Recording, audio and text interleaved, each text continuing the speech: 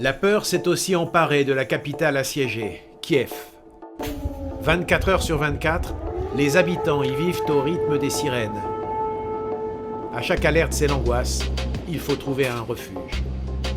Alors le métro s'est transformé en bunker. Des centaines d'habitants s'y abritent jour et nuit, comme Natalia, une aide-soignante et sa famille. Prends un gâteau. Merci. La jeune femme a installé un camp de fortune avec son oncle Sacha, sa mère Antonina et sa petite-fille Paolina. Sur quelques mètres carrés, des tapis, des couvertures et de quoi se nourrir, le strict nécessaire. Quand nous sommes arrivés ici, nous ne savions pas où nous mettre. Nous sommes venus dans le métro car on nous a dit que c'était l'endroit le plus sûr.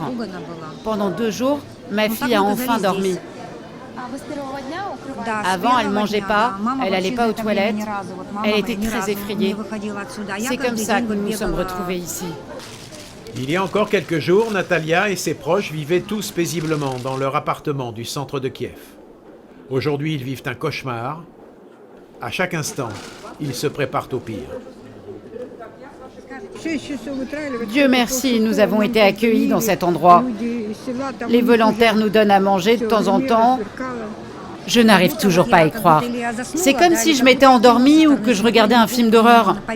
Je n'arrive pas à croire que ça m'arrive à moi. Comme eux, des centaines de familles survivent dans ces sous-sols. Il y en a à chaque recoin. Certains sont même venus avec leurs animaux de compagnie. Très choqués, Sacha, l'oncle de Natalia, a du mal à y croire. Sous terre, c'est une vie parallèle qui s'organise. Les gens ont même mis des lits dans la rame du métro. Pas des lits de camp, mais des vrais lits. Ils vivent ici 24 heures sur 24. C'est plus chaud. Il n'y a pas de courant d'air. C'est plus confortable. Cet ancien ingénieur en construction navale n'aurait jamais imaginé vivre dans ces conditions inhumaines, comme un SDF.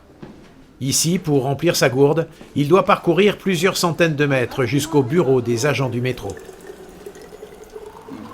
L'eau est bien chaude. Merci.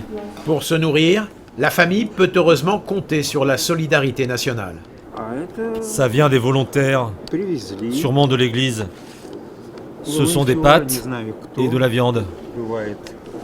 Dans ces conditions, sans voir la lumière du jour, difficile de ne pas craquer. Pour garder le moral, Natalia remonte parfois à la surface.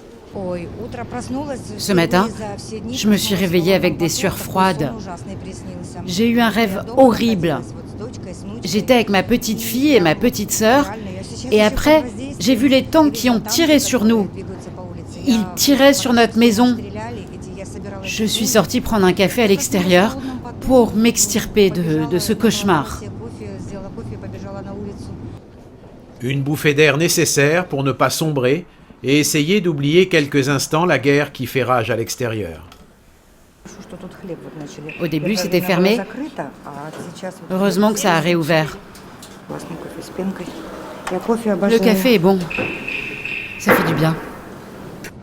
Cette nuit encore, Natalia et toute sa famille dormiront dans le métro de Kiev. Impossible de savoir pour combien de temps, mais tous les jours, ils croisent les doigts pour que la guerre s'arrête.